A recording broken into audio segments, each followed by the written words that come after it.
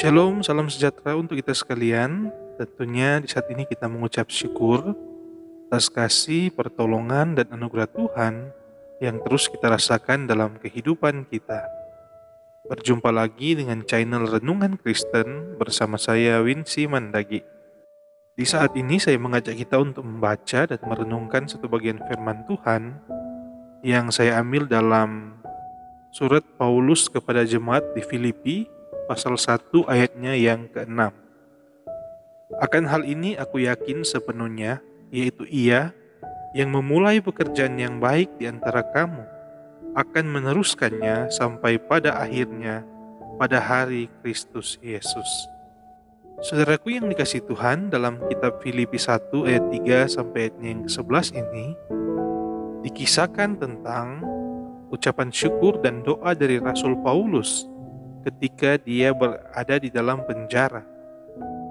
Pada umumnya, orang dalam penjara ketika bertemu dengan anggota keluarganya, dia akan menceritakan kisah-kisah yang pahit dalam penjara, mulai dari makanan yang tidak enak, air yang kotor atau antrian pada waktu mandi, bahkan pun perlakuan sesama tahanan yang kurang baik.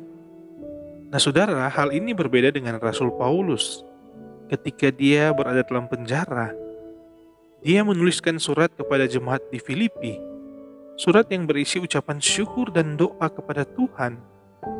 Di dalam surat ini tidak ada keluhan sedikit pun dari Rasul Paulus, walaupun dia berada di masa yang sulit dalam penjara.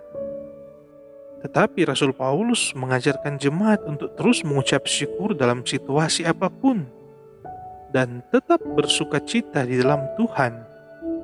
Dalam hal ini bukan berarti Rasul Paulus sudah kebal dengan tantangan, ujian, dan penderitaan. Melainkan Rasul Paulus selalu memandang yang baik dalam setiap situasi. Dia selalu berpikir positif, karena dia percaya bahwa ketika Tuhan sudah memulai pelayanannya, maka Tuhan pasti akan terus menyertainya sampai akhir. Sehingga Rasul Paulus terus mengucap syukur, karena dia percaya ada kuasa di balik ucapan syukur.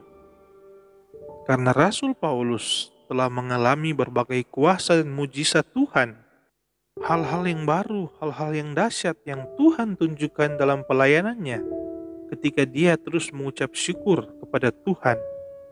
Bahkan kuasa Tuhan yang dahsyat yang Tuhan berikan, di mana lewat pelayanan Rasul Paulus banyak jiwa-jiwa yang bertobat dan kembali kepada Tuhan. Nah, saudaraku yang dikasihi Tuhan, jika kisah ini kita implementasikan dalam kehidupan kita, tentunya kita dapat mengambil hikmah bahwa dalam kehidupan kita berkeluarga, tentunya masing-masing kita mempunyai pergumulan yang berbeda-beda. Mungkin masalah antara suami, istri, atau orang tua dan anak, mertua dan menantu, atau berbagai macam masalah yang lain yang sering kita alami dalam kehidupan kita berkeluarga. Tetapi seperti yang Rasul Paulus lakukan, ia terus berjuang agar pelayanannya penuh dengan kuasa. Demikian juga dengan kehidupan kita sebagai keluarga Kristen.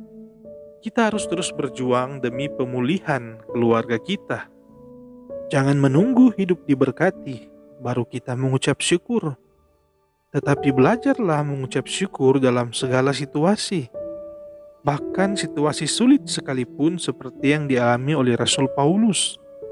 Apapun yang terjadi dalam keluarga kita, sesulit apapun situasi yang kita hadapi, dan seberat apapun beban yang kita pikul, tetaplah mengucap syukur kepada Tuhan.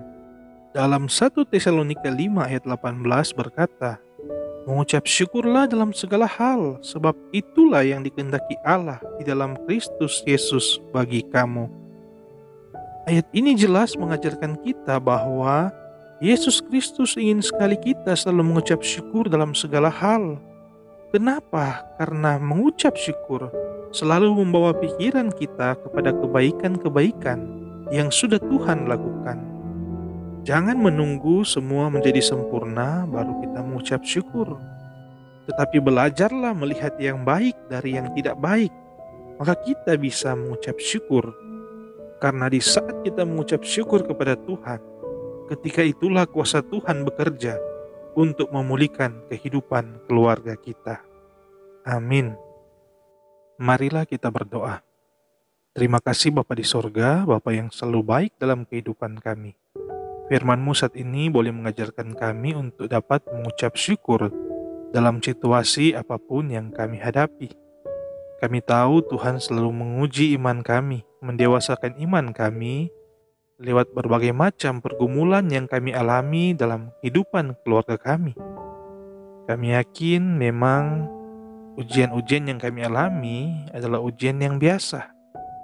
Tetapi pikiran kami yang meragukan kuasa Tuhan, bahkan yang selalu diselimuti dengan kecemasan dan ketakutan, yang memperbesar ujian dan tantangan di hadapan kami. Oleh sebab itu Bapa di sorga, kami terus memohon hikmat dan kekuatan daripada-Mu, agar kami selalu bersyukur dalam segala hal.